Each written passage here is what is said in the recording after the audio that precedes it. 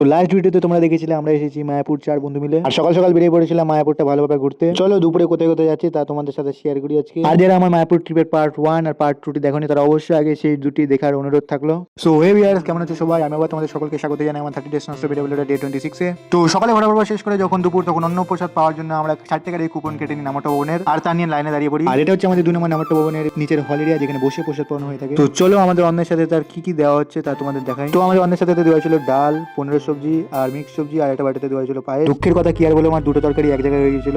তো আমার সামনে বসেছিল ধ্রুব আর জয়জিৎ, আর আমার সাথে বসেছিল জয়। তো দুপুরে প্রসাদ শেষ করে প্রায় বিকেলের দিকে বেরিয়ে পড়লাম সবাই রেডি হয়ে বাইরে ঘুরতে।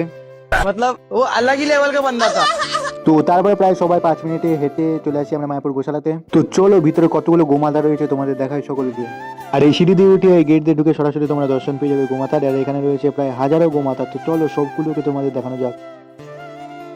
আর এই গোশালার উপরে ফ্লোর আর নিচে ফ্লোর দুটোতেই গোমাতা দিয়ে ভর্তি। তো আমার পিছনে এখন তোমরা যতগুলো ঘর দেখতে পাচ্ছ সবগুলোতে গোমাতাই রয়েছে, আর ওইদিকে রাস্তা আছে, চলো আরো দেখাই। তো এই যে দেখো এক একটা সিংহের সাইজ কি, মানে সত্যি আলাদাই লেভেলের। আর এই যে দেখো এটা হচ্ছে পিছন সাইডে, আর এখানে আরো গোমাতা রয়েছে। এখান থেকে দূর অব্দি দেখতে পাচ্ছ সবগুলোতে গোমাতাই রয়েছে।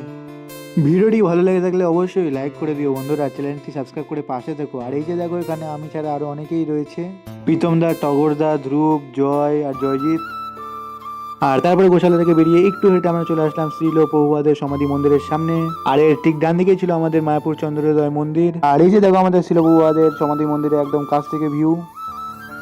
আর এটা হচ্ছে আমাদের মায়াপুরের মেন মার্কেটিং এরিয়া, যেখানে তোমরা সমস্ত কিছু পেয়ে যাবে। তো চারিদিকে সবকিছু ভালো করে দেখে নেওয়ার পরে এবার আমরা ঠিক করি যে মন্দিরে গিয়ে রাধা মাধবের দর্শন করবো এবার। আর আমার সাথে তোমরাও রাধা মাধবের দর্শন করে নাও। সত্যি খুব সুন্দর একটা দর্শন, দেখে সত্যি মনটা ভরে গেল। আর এবার পঞ্চতত্ত্বর দর্শন করে নাও।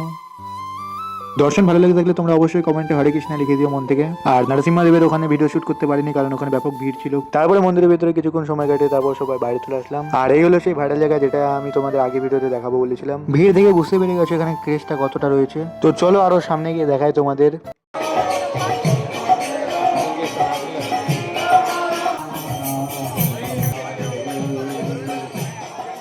তো এই ছিল আজকে ভিডিও, কেমন হয়েছে সব অবশ্যই নিচে কমেন্টে জানিয়ে দিও। আর মায়াপুর ভ্রমণের আরেকটি লাস্ট পার্ট রয়েছে, তা দেখতে হলে অবশ্যই চ্যানেলটি ফলো আর সাবস্ক্রাইব করে দিও।